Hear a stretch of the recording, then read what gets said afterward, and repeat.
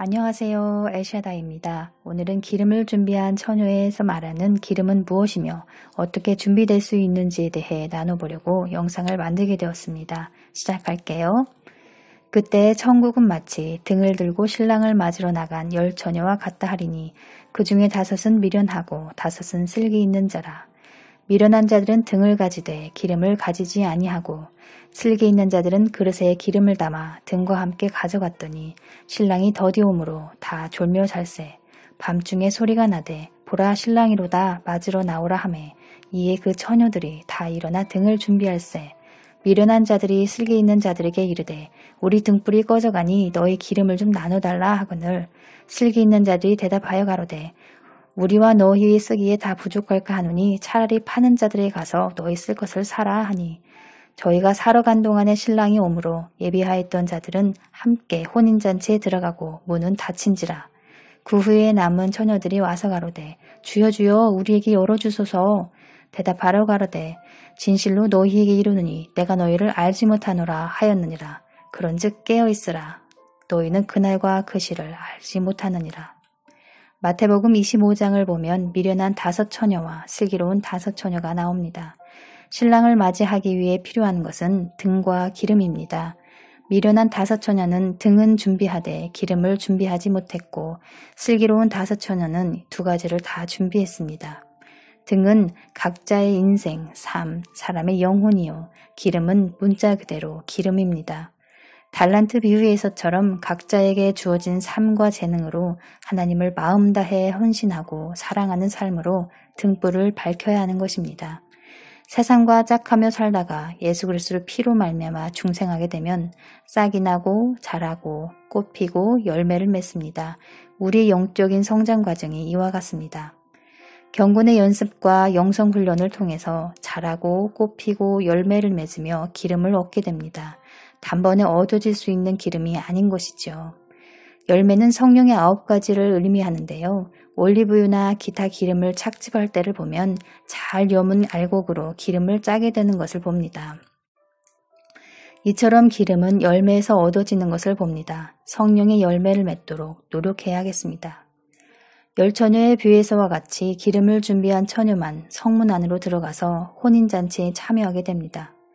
예루살렘 성 안에 들어가는 것과 혼인잔치에 참여할 수 있는 조건은 오직 예복을 입은 신부만 입장이 가능합니다. 신부로서의 자격을 갖추지 못한 자는 들어갈 수 없다는 것을 의미하는데요. 말씀을 위하여 준비한 성령의 기름은 자기 부인을 하다 보면 힘이 듭니다. 자아가 깨지는 고통이 있고 내가 가진 소유들을 전부 다 버려야 합니다. 자기 부인, 자기 십자가를 쫓을 때 나오는 자기 희생의 눈물이 곧 기름입니다. 또한 회개하며 통곡하고 가슴을 칠 때 눈물이 나오는데 그러한 눈물의 회개가 기름입니다. 제 경험상 가슴을 치며 애통하는 눈물의 회개는 그분의 은혜가 없으면 불가능합니다. 단지 눈물을 흘리며 그치는 데 있지 않고 회개에 합당한 열매를 맺기 때문에 죄로부터의 돌이킴이 있고 해방과 자유가 있기 때문에 다시는 죄의 멍에를 매지 않게 됩니다. 예전에 영상을 통해 간증을 한 적이 있었습니다. 작년 11월경 새벽 기도할 때 환상을 통해 보여주셨는데요. 순수한 엑스트라 버진 올리브유와 같은 기름을 기름병에 쭈르륵 담는 장면이었습니다. 그걸 보는 순간 제 영이 알아집니다. 아, 기름을 준비한 처녀구나. 미련한 5처녀는 신랑이 더디움으로 다 졸며 자는 자들이었습니다. 영적으로 졸며 자는 자들은 어떤 자들일까요? 게으르고 안일하고 나태하며 깨어있지 못한 자들입니다. 생활의 염려로 마음이 둔해져 있고 기도에 게으르며 주님과 동행하지 않은 자들입니다. 교회만 왔다 갔다 한 자들이며 자기 부인이 되지 않은 자들입니다. 하나님께서 주시는 연단과 시험에 불합격된 자들입니다. 산순교의 삶이 없었던 자들입니다. 이러한 자들이 주로 성경에서 말하는 쭉정이 염소들입니다. 자기 자신만을 위해서 산 자들이죠. 회개도 하고 말씀도 읽고 기도도 하지만 말씀과 일치된 삶을 살지 않은 자들입니다. 주님을 위한 자기 희생의 삶, 산순교의 삶이 없었기 때문에 곡식이 여물지 못하고 속이 빈 쭉정이가 되는 것입니다. 이런 자들이 바로 넓은 길로 가는 자들입니다. 사랑하는 성도 여러분, 성문 안, 예루살렘 성 안, 진주문 안, 천국 문 안으로 들어가려면 성령의 열매를 맺도록 전심전력 다해야 하겠습니다. 졸며 자는 자가 아니라 영이 깨어 있어야 하겠습니다. 어떤 자가 영이 깨어 있는 자일까요? 주님께서 주시는 시험과 연단에 합격하며 당당하게 좁은 길 위에 서 있는 자들입니다. 주님과 동행하며 각자에게 주어진 삶에서 산순교의 삶을 살고 있는 자들입니다. 그분의 음성을 듣고 그분이 원하시는 뜻대로 삶을 살아가고 있는 자들입니다. 세상적 유혹, 세상적 문화, 세상적 가치들로부터 비우고 내려놓는 훈련이 매일의 삶 가운데 이어져야 할 것입니다. 휴거는 신부들을 위한 복음의 비밀입니다. 신부들은 점도 없고 흠도 없는 정결하고 성결한 삶을 산 자들을 의미합니다. 적당히 신앙생활을 해서는 휴거되지 않습니다.